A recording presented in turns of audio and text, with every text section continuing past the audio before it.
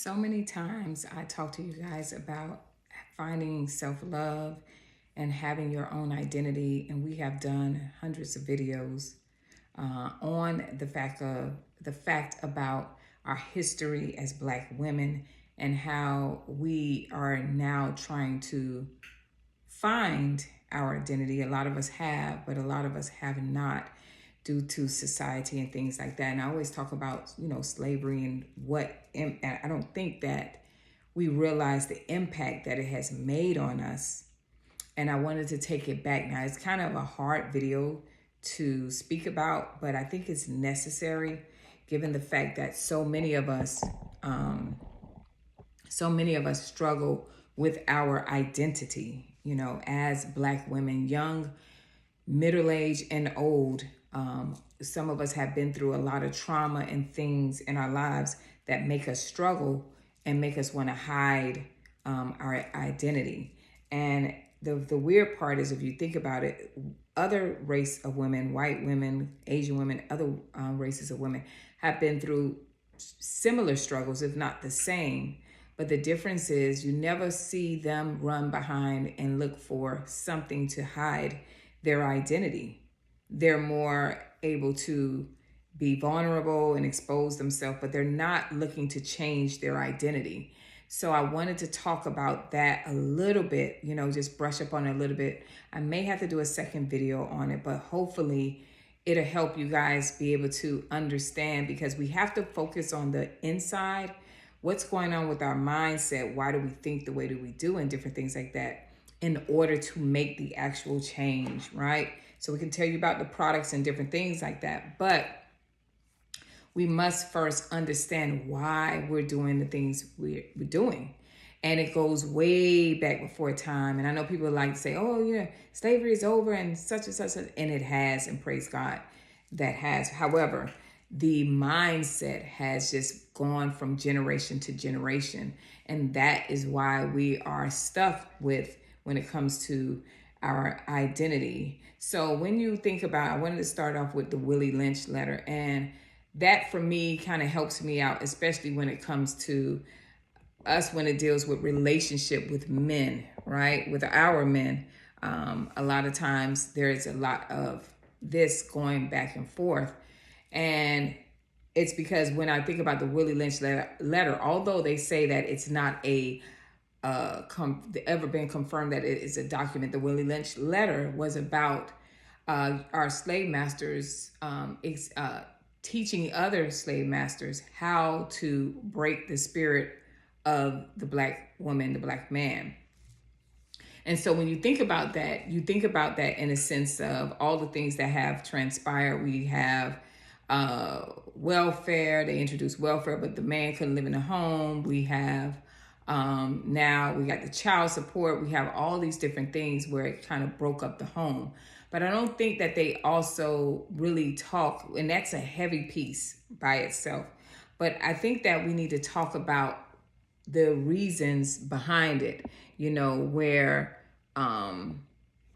why, I don't want to say the why, the excuses why, but we have to be able to identify that, right? So one of the things that it did psychologically, it taught us how to conform, suppress, and self-police our identity, right? So this was going on way back then. When you think about that, you had to conforming to what society and what America told us at that time was beauty, right? So we all wanted to conform and look a certain way. And when you think about that, a lot of us, because I was thinking about that video, I was telling you about what the young man was talking about, why do we want to try to look white?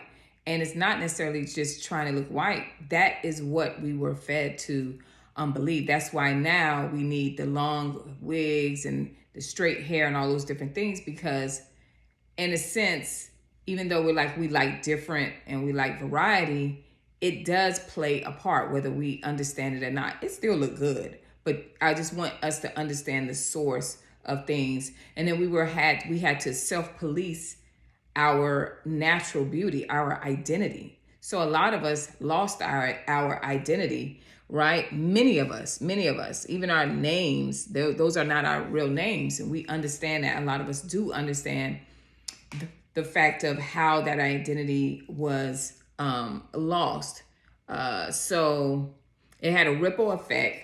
It says has ripple effects that touch how many Black women see themselves today, including our beauty standards, right? So this is not necessarily just the fact of us trying to be accepted and look European and those different things. It was more of us trying to cover up because we were told that our hair is kinky and coily. And I know you guys are like me, use the word nappy. Those were the things that were said to us. So now when you look at those things, it kind of gives you an understanding of why we have mothers teaching daughters how to, at a very young age, when you look at the videos of the most dangerous hairstyles, or you look at the videos of the mothers that are putting lace fronts on the children's hair, you kind of understand, even though we weren't back in those times, those beliefs were brought down to us. And that is why we struggle with wearing our own hair, believe it or not.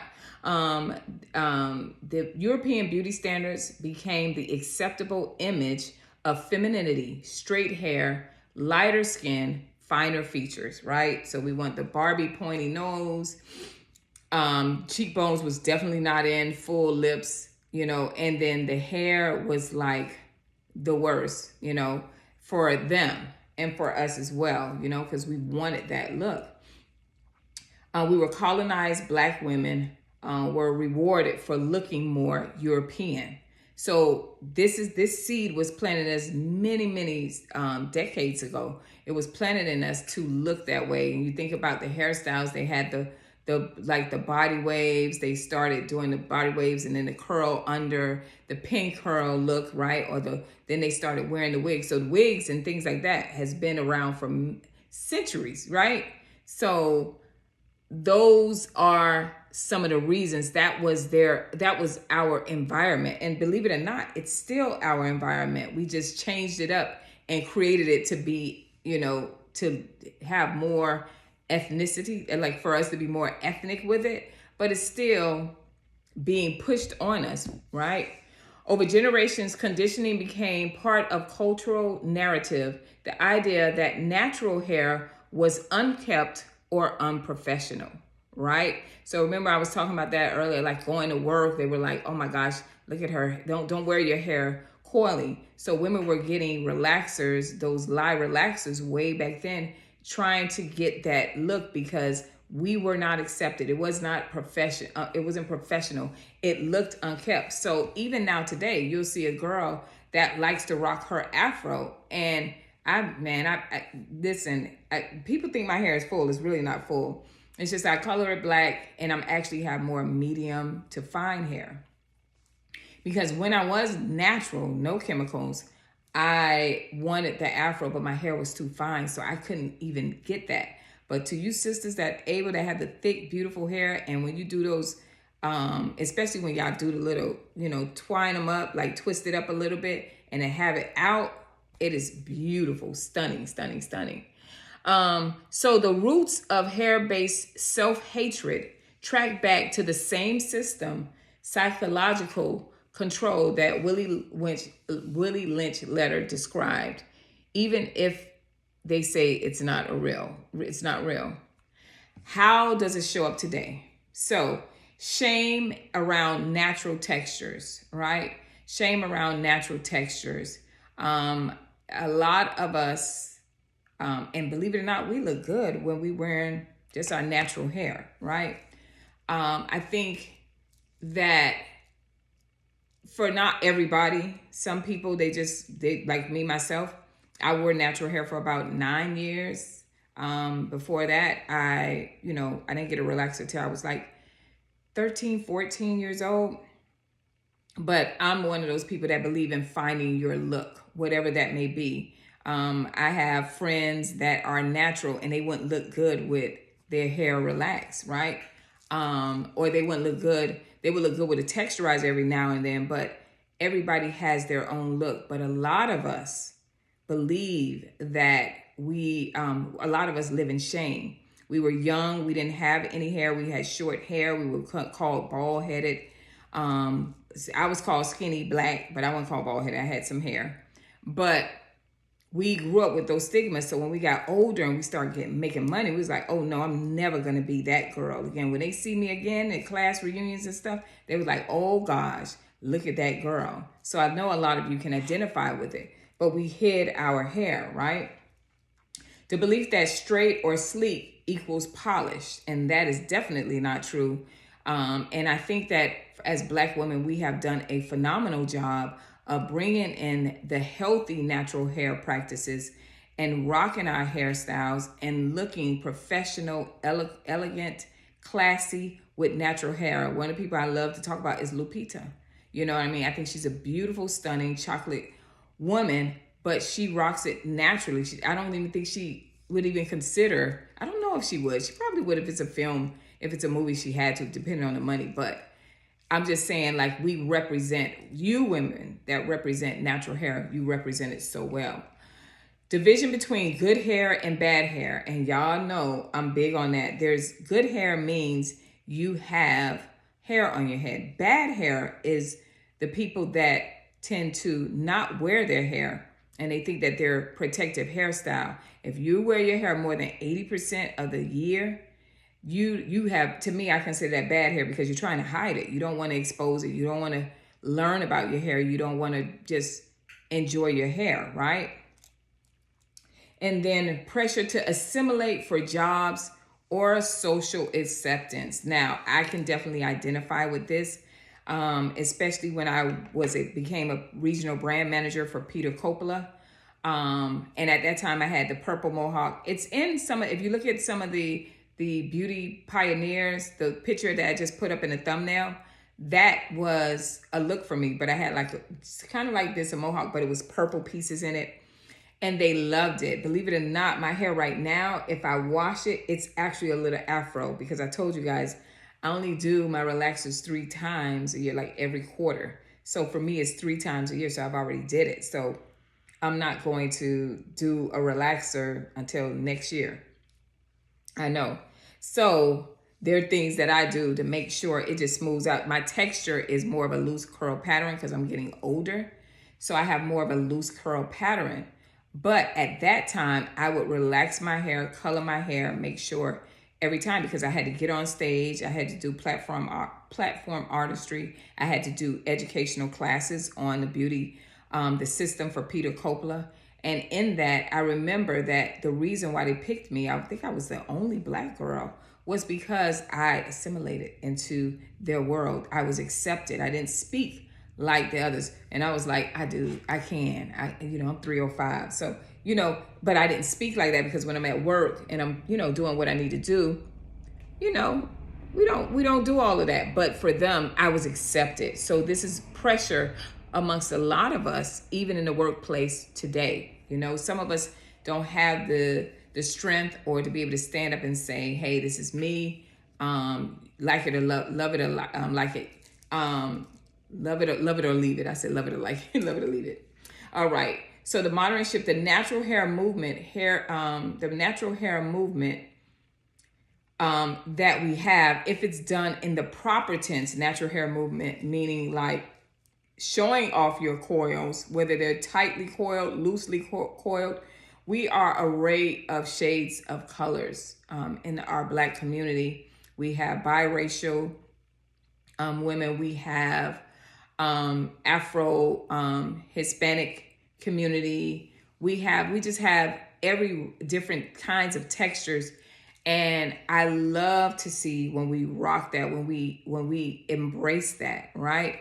And so I wanted to point out just a little bit about the Willie Lynch letter, again, to kind of go back to that. It wasn't just about breaking up the Black families, but it was also about breaking down the Black woman where we didn't need the Black man. And remember, if you listen to the videos I have, even the video from today that I posted, it talks about the fact that our hairstyles are always for survival modes. We need hairstyles that we don't have to keep touching our hair. We need hairstyles that last for at least 2-3 months. We want those things because we have so much going on in our lives, right? Maybe you can be a single mom, maybe you can be a wife, but you have so many different hats that you're wearing that you're looking for survival hairstyles. You're in survival mode. And this, it stems from there. When you're looking where you don't want any trace, and I have seen this, where you don't want any trace of any quality hair. For instance, my mother had wavy hair. Her dad was considered coolie. My grandpa was like Indian in the Bahamas.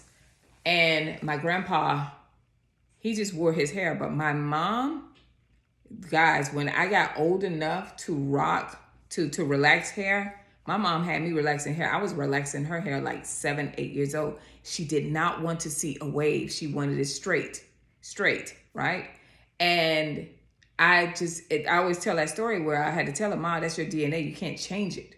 Even the relaxer. And I said, they would love to have your hair because her hair was easy to manage. It was beautiful when you roller set it. It had to bounce. Gorgeous hair, but she did not want that.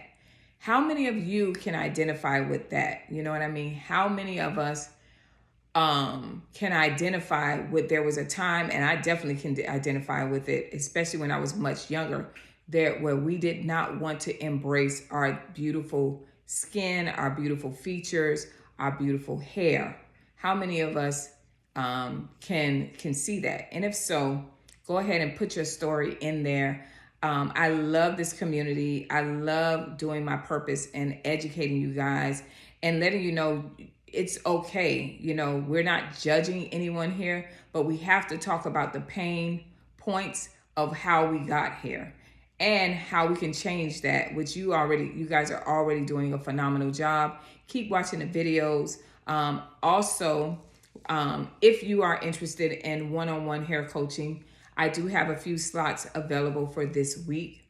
Please go ahead and send me a message. I'll have the link below. And also, don't forget to subscribe to Beautypioneers. Don't forget to subscribe there as well. And also Dawn, who's a part of the Beauty Pioneer, she's also offering one-on-one. So if you have skin issues, hair issues or whatnot, you can absolutely sign up for that as well. Our goal is to help you to get to healthy hair, whether you want to do chemical treated hair, colored hair, natural hair, whatever it is that you need. We're here to go ahead and assist you in that journey. If you are a person that's experiencing hair loss, we're here for that as well. And you want to restore your hair, this is what we're here for. But at least we understand why so much of us why we struggle with now. You don't understand why? Look back in your history.